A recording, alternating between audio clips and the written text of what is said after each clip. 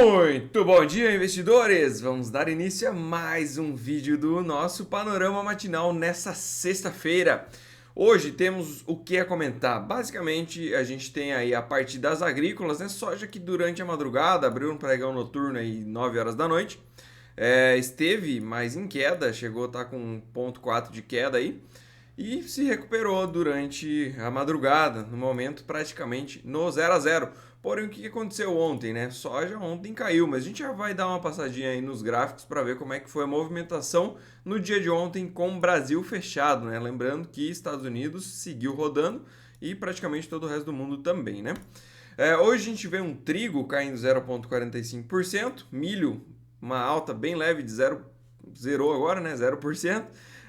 Farelo de soja alta de 0,06% e o óleo de soja 0,26% de queda. Basicamente aqui em óleo e farelo de soja a perspectiva ela é um pouco mais negativa devido à volta aí da Argentina, né?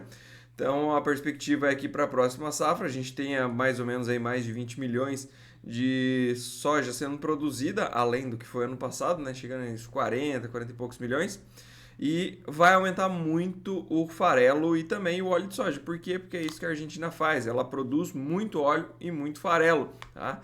Ela é uma das maiores do mundo aí nesses dois quesitos. Então, eles voltando a produzir lá bem nessa próxima safra, tende a aumentar também a oferta de farelo e a oferta de óleo. Então, acaba botando uma pressão em cima desses itens, né? Para a parte também da soja, que a gente pode comentar que está fazendo um preço mais negativo, um peso mais negativo em cima do preço, é que basicamente o dólar ele vem ganhando espaço, ele vem ganhando força. A gente vê o dólar DXY aqui a 105, né? Basicamente ele chegou a estar abaixo dos 100 pontos e agora ele continua acima, né? Então o dólar ele está mais forte no mundo. E isso faz com que as commodities agrícolas elas percam um pouco de valor. Por quê? Porque quem compra perde o seu poder de compra. Então ele consegue comprar menos, tem uma pressão na procura menor por esses grãos e a lei da oferta e da demanda acaba então fazendo a sua vez e derrubando aí os preços da commodity para conseguir equilibrar essa diferença em dólar, para que as pessoas consigam comprar um mesmo volume referente ao que era antes, né? Falando um pouquinho de clima, ontem a gente teve a atualização dos mapas climáticos, né? Da mapa de seca lá nos Estados Unidos. Basicamente a gente vê em amarelo são classes de degradação de terreno, ou seja, ficou mais seco no período aí de uma semana. E a gente tem aí, basicamente, os estados produtores piorando, né? A gente teve uma piora considerável em Iowa, Illinois, Indiana, Minnesota. A gente também teve uma piora significativa aqui na Dakota do Sul. E, basicamente, vai degradando mais a condição ainda das lavouras, né? O que eu comentei essa semana? Que provavelmente a gente deve ver novamente na segunda-feira uma publicação com piora nas qualidades de bons e excelentes, tanto para o milho quanto para a soja. Por quê? Porque não chove. Não chove. Pelo menos agora não está fazendo tanto calor quanto antes, né? Deu uma diminuída. Mas a partir da chuva a gente continua vendo nos modelos aqui e também nas precipitações que não tem chuva, né? Pouquíssimos volumes de chuva. Choveu um pouco mais agora na Dakota do Norte, mas se a gente pega aí 7 dias de acumulado, 35 milímetros. Então chove muito pouco mesmo. A temperatura, comentei com vocês, né? Ela vem ficando mais sossegada, vem diminuindo aí a pressão de calor, né? Então a gente vai ter só regiões mais quentes acima da expectativa em regiões que não importam, que acabam que não produzem, né? Pega um pouquinho da Dakota do Norte aqui, mas é mais tranquilo, né? Tá bem mais sossegada a questão da temperatura lá nos Estados Unidos. Vamos dar uma acompanhadinha como é que ficou o pregão de ontem, né? Vamos ver aqui primeiro a soja. Então a gente teve uma queda considerável aqui na soja, uma queda de 1,22% no pregão de ontem, caindo 16 centavos por bushel. Uma queda expressiva, né? Mercado de soja que no contínuo vem a testar a média de 20 períodos. Pode ser que ela tenha algum descanso aqui, lembrando que aqui também foi topo anterior, então é uma região interessante, uma região de briga. pode ser sim que o preço dê uma descansada aqui. E caso venha a romper a máxima de ontem, pode ser que ele desenvolva um caminho até os 14 dólares novamente. E caso venha a romper, a gente fica aí com a perspectiva de que o mercado possa ir sim buscar lá a região dos 15 dólares novamente. Como é que ficou o milho lá em Chicago, né? O milho no contínuo segue naquela tendência monstruosa de baixa, né? Mais especificamente para o dia de ontem, a gente teve uma alta tímida de 0,10%, subindo aí 0,4 centavos, ou seja, quase meio centavo de dólar por bushel, né?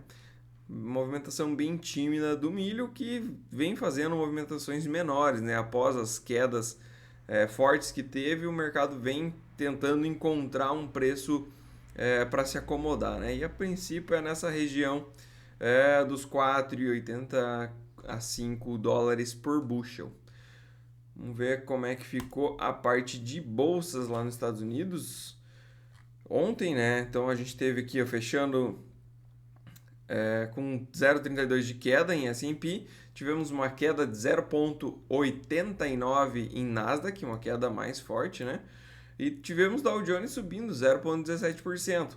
Acredito que essa queda mais expressiva de Nasdaq tem a ver com a questão de China.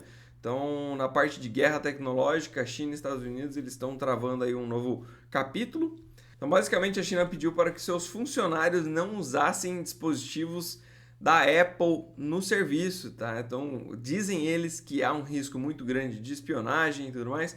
Enfim, acabaram fazendo essa medida aí, pedindo para que os funcionários não utilizem, pelo menos no trabalho, deixem seu celular em casa. É engraçado, né? Mas enfim, eu acredito que isso tem a ver, acaba puxando um pouco a Nasdaq, que é a questão de tecnologia, para baixo aí. Lembrando que os Estados Unidos, há um tempo atrás, já proibiu a Nvidia de vender chips para a China, porque teoricamente eles estavam utilizando esses chips da Nvidia para microchips, para fazer poder bélico, né? Então empregar ali, seja em míssil, enfim, em tecnologia bélica. E por isso os Estados Unidos proibiu a venda de chips através da Nvidia, que é a principal produtora de chips dos Estados Unidos, para a China, né? Então acaba que essas questões diplomáticas aí vêm afetando mais as empresas de tecnologia. Aproveitando o gancho, vamos falar de Ásia e Pacífico. Xangai também fechou em queda de 0,18%, isso no dia de hoje, tá? Só que na madrugada. Hang Seng não abriu, estava em feriado, ficou com 1,34 de queda, no dia de ontem, no caso. E a gente tem aí Japão caindo 1,21%, Coreia do Sul 0,02% e temos a Austrália caindo 0,2%. Lá na China, o câmbio bateu a máxima também e vem agora para testar as máximas de 2008, tá? Resistência fica na casa dos 7,80. Então, $1 compra 7,80 yuans, tá? Isso é ruim para a parte de commodities também, porque eles conseguem importar menos, né? Porque tudo que é feito no mundo, praticamente, na verdade, é feito em dólares. Então, se eles vierem comprar aqui no Brasil, também vai ser transacionado em dólares. No primeiro momento, pelo menos. Então acaba que essa desvalorização do câmbio deles acaba impactando no quanto eles podem comprar aí do mundo, né? Importar de matérias-primas. Parte de dólar, então, lá na China é isso. E também tem a questão de que o Banco Central lá, no caso, eles tentam segurar, tentam intervir para que não passasse desses 7,30, né? Queimaram bastante reservas lá, tentando travar mais ou menos nesse preço. Colocaram algumas regras de negociação, onde pode negociar o dólar no máximo 2% de variação, seja para baixo, seja para cima. Porém, isso não surtiu efeito. Eles também tentaram entrar comprando yuans no mercado internacional para tentar fortalecer a moeda. Funcionou um pouquinho, mas por pouquíssimo tempo também, né? A força de saída da moeda de dólar de lá é muito grande. Por quê? Porque hoje as taxas de juros deles não compensam migrar de lá da China para os Estados Unidos. Coisa que antes a diferença entre China e Estados Unidos tinha um ágio em China de mais ou menos 3%. E agora esse ágio se inverteu e está em 1,5% mais ou menos para o lado dos Estados Unidos, ou seja, compensa eu tirar de lá e colocar para os Estados Unidos, até por conta da perspectiva da inflação. Lá na China, teoricamente, a inflação ela é negativa e eles não podem também se dar o luxo de sair aumentando a taxa de juros lá, por quê? Porque já está negativo, então eles precisam que rode, né? Os juros ele precisa ser baixo. E nos Estados Unidos é o contrário, a inflação está mais alta, eles precisam aumentar a taxa de juros para conter a inflação, diminuir ela. Então acaba ficando mais atrativo investir em renda fixa nos Estados Unidos do que investir na China.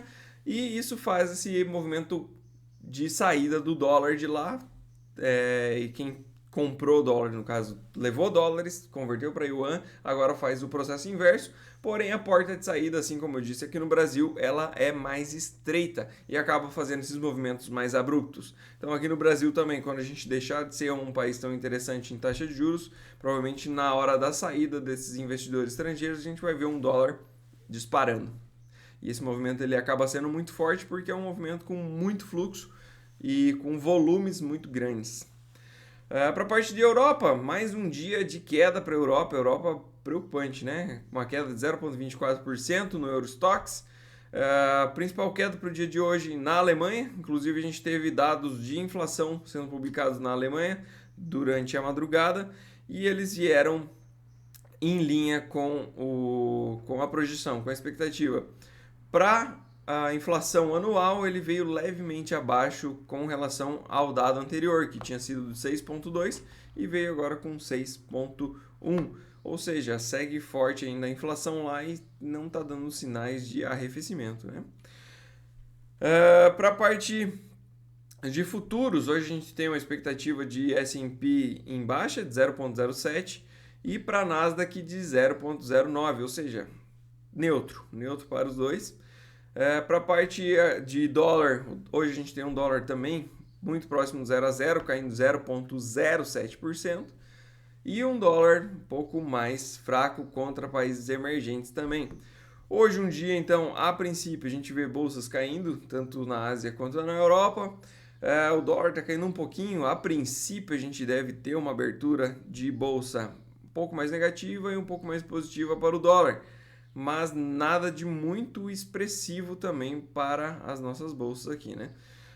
Também vale a pena dizer que, como a gente estava fechado ontem, pode ser que aqui no Brasil tenha um movimento descolado aí dos outros países, porém, como os Estados Unidos veio para baixo, pode ser que a gente realmente continue esse movimento de queda também e tenha uma queda um pouco mais expressiva aqui no Brasil, por conta desse ajuste de estarmos fechados no dia de ontem, enquanto o mundo aparentemente caiu. Na parte de agenda, não temos mais nada de interessante no dia de hoje. E é isso, pessoal. Grande abraço e tenham todos um ótimo final de semana.